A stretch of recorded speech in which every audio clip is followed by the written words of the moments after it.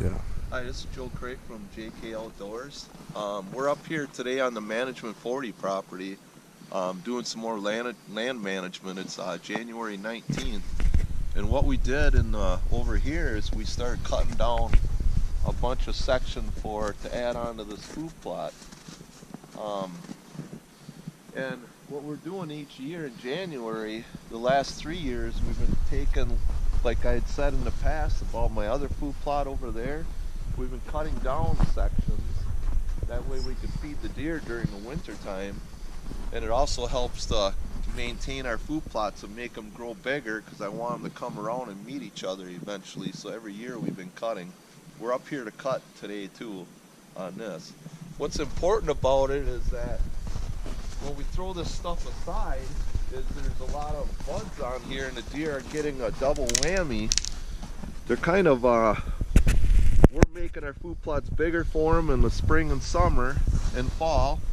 And in the winter time when we do cut, they're getting all these buds to eat. That's why you see all these trails around here after we're done cutting in December. And we're just going to keep going that way. So it'd be a really good food source every winter to actually do some of these projects during the winter time when you can, not during the hunting season.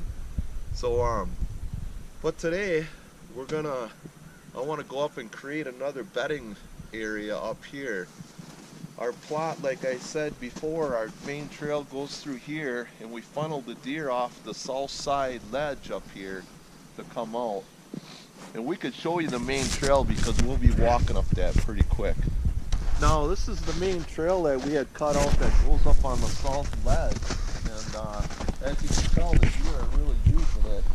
We'll be going up that way to make one of the bedding areas that I want to do right over after the creek.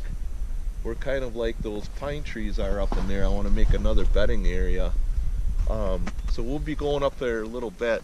Now this trail, the main trail, goes up into here, and I did get a chance to take this trail and circle it around to the other food plot to get the deer moving in this area more. I want to create more edges for these deer to come out and socialize during any time of the year, because this 40 is way back. So when they come out and socialize more, I get more of an opportunity to kill the deer, actually, a nicer deer.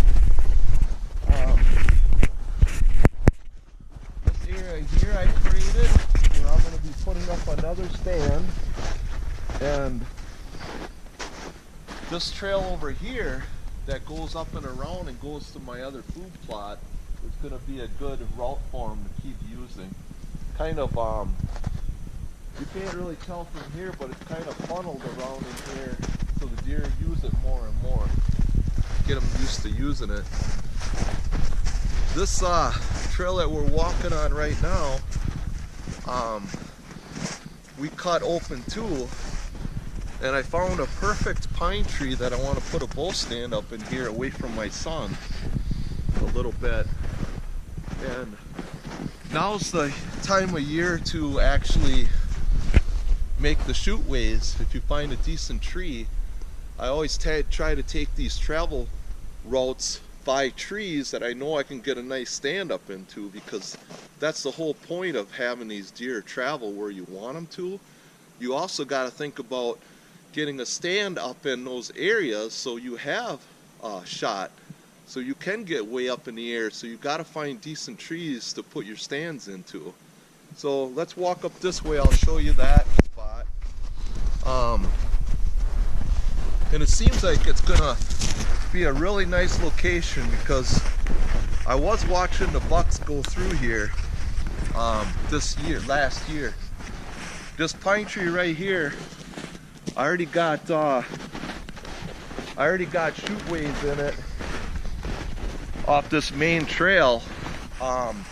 They come up here broadside. I got a shot over there and a shot here, so they've been using this trail quite a bit. So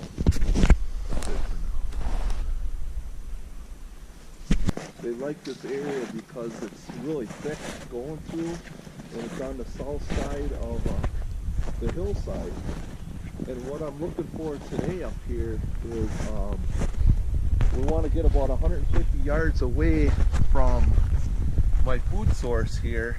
So I'm going to get in about 150 yards up that way by the conifer trees, these pines, and find a spot where I can knock down a medium-sized tree, lay it up really high, drop it down and start laying things on top of it to try to get a canopy going. Because if I can get the deer to bed right up tight here, they'll have the food source right here in the fall, so they could just bed across the creek on the South Hillside and then come on out, you know. If we sneak in quietly, we'll get deer out of it. So, all right, so we're gonna go in and check things out.